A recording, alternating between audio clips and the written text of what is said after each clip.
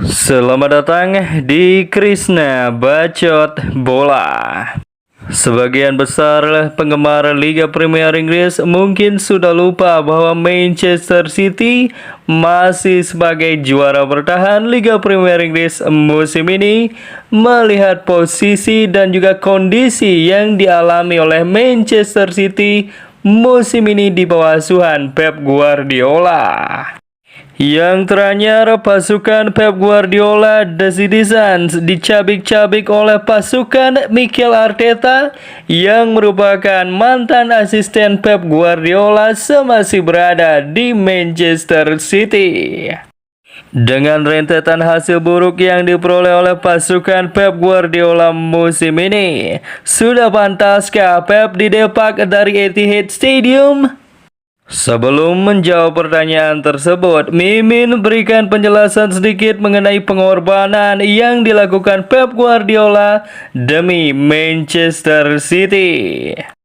Yang pertama adalah janji Pep Guardiola untuk tetap bertahan di Manchester City jika benar tuduhan FFP yang menjerat Manchester City terbukti dan harus terdegradasi dari kasta tertinggi Liga Inggris. Namun, sampai saat ini tuduhan itu pun belum terbukti dari pihak Liga Premier Inggris. Di luar hal tersebut, Pep Guardiola sendiri sudah membuktikan kesetiaannya terhadap Manchester City. Bergabung pada 2016-2017, Pep Guardiola sudah memberikan segalanya di lemari Manchester City, termasuk trofi Liga Champions dan juga meraih 5 gelar dalam satu musim dan menjadi klub Inggris pertama yang melakukan hal tersebut. Jika dihitung pada rentang waktu Pep Guardiola datang pada musim 2016-2017 hingga sekarang musim 2024-2025, 9 musim Pep Guardiola rela bertahan di Manchester City dengan penuh lika-liku dan juga rintangan yang tidak mudah. Jika melihat karirnya di Manchester City hingga sekarang, Pep Guardiola melakukan segalanya untuk Manchester City, bahkan yang tidak ia lakukan semasa ia masih di Barcelona dan juga Bayern Munchen.